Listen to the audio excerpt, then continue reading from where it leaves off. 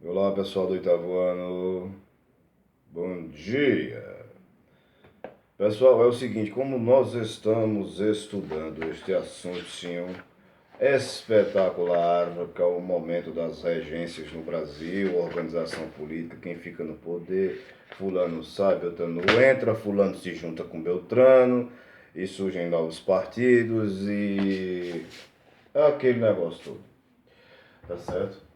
Então, seguinte, vê só, pessoal. A maioria dessas revoltas que nós vamos ver aqui, muitas vezes são feitas, né, foram feitas por populares, certo? Mas por conta de exigências que ainda hoje são feitas, melhores condições de vida, melhores moradias, enfim, melhores condições de trabalho, e, e entre outras particularidades com o nosso tempo hoje em dia, tá certo? Mas também nós vemos em alguns movimentos, certo? Tanto a participação popular quanto a participação da elite, certo? Por exemplo, certo? Desde já eu vou falar um pouquinho de cada revolta, certo? Vejam só, mas não só essas, certo? Vou falar o nome delas aqui para que a gente possa se orientar, certo? Teve a Cabanagem, que foi no Pará, Balaiada, que foi no Maranhão, Revolta dos Malês, que foi na Bahia, Sabinada, Farroupilha, Rio Grande do Sul ou Santa Catarina, certo? Aí teve sim, também tivemos outras aí no meio do caminho, que foi a Cabanada, em Pernambuco, e Rua dos Cabanos, em Cuiabá, e Revolta das Carrancas ou Vassouras. Eu esqueci agora no momento aonde foi, mas eu trago para vocês. Tá certo? A princípio, certo? A cabanagem foi uma disputa política, certo? A população se junta à revolta e as pessoas que viviam em cabanas,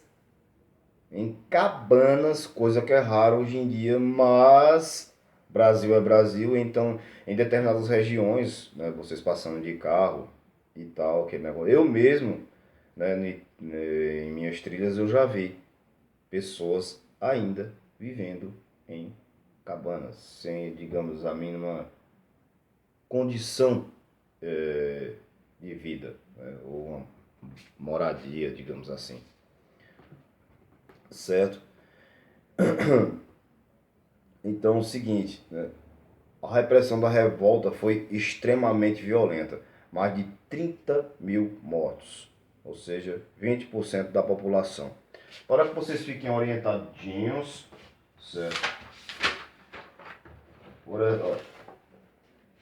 No livro de vocês, na página 235. Vê só, eu vou dar uma lidazinha rápida aqui em alguns aspectos, certo? Olha, a cabanagem de 1835 a 1840. Vê só, o povo aqui era explorado nas terras da aristocracia rural da província de Grã-Pará. Outro detalhe, pessoal, que nós vemos na maioria dessas revoltas aqui, quando não são como é que se diz? De populares, são de escravos. Ou escravos e fazendeiros. Ou, no caso de outras que nós vamos estudar daqui a pouco, tem fazendeiro contra fazendeiro, certo? Preste atenção aí. Então é o seguinte,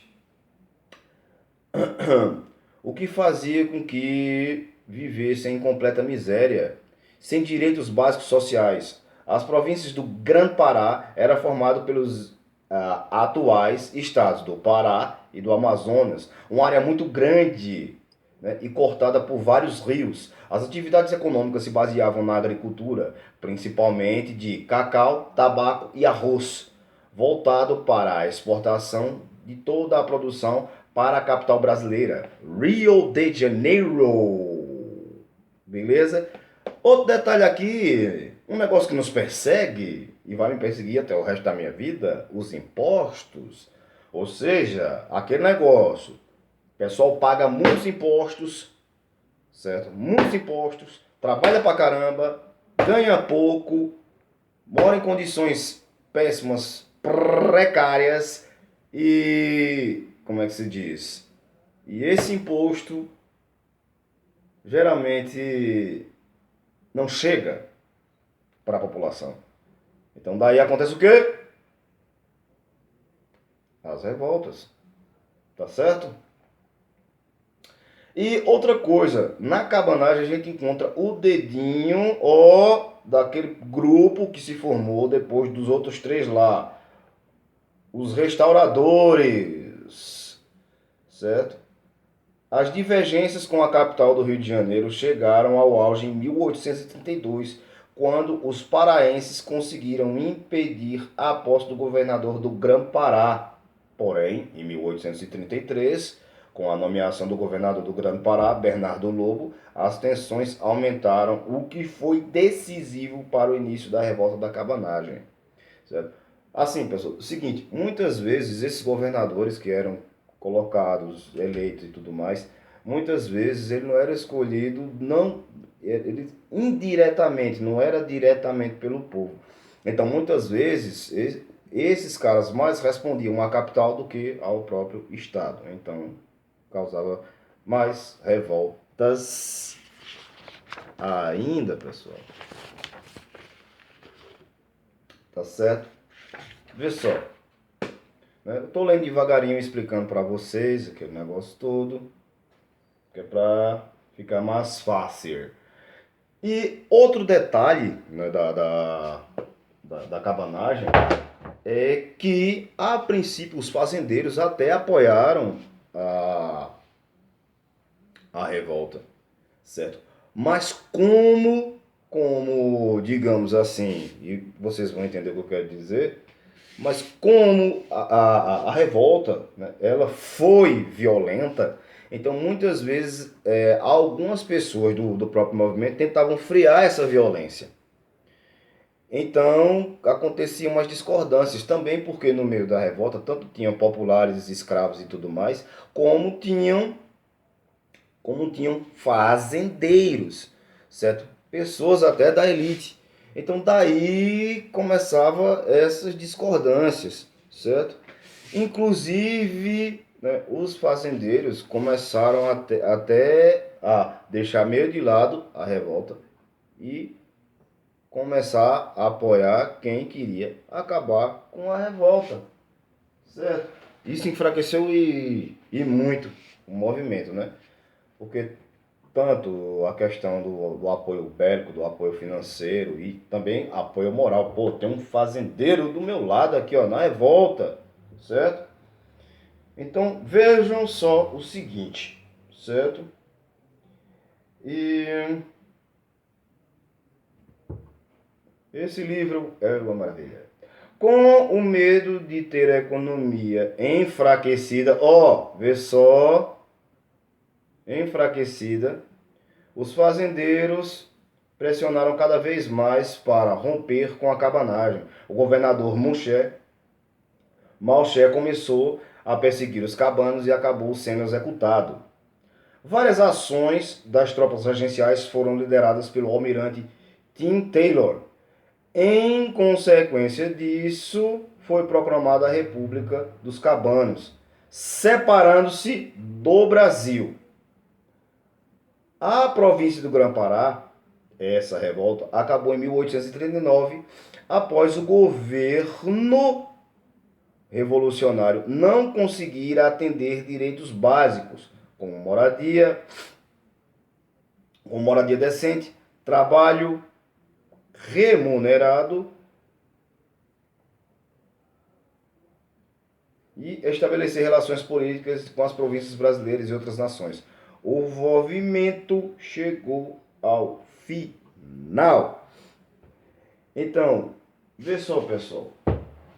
E E outro detalhe que a gente vê, que muitas dessas revoltas aí, elas não têm a ideia de um todo, né? Geralmente eles sempre procuram o gato tentando abrir a porta. Gatos são uma maravilha, né? Adoro gatos. Bom, então, ou seja, de separar, não de unir. Ou seja, a ideia de um governo único, né? De uma unidade, era essa palavra que eu estava procurando. Então, muitas vezes os movimentos eles acabam sendo separatistas, porque o governo não representa nem os ideais, nem mesmo as pretensões, digamos, econômicas, né, da população, ou de grandes fazendeiros ou de comerciantes.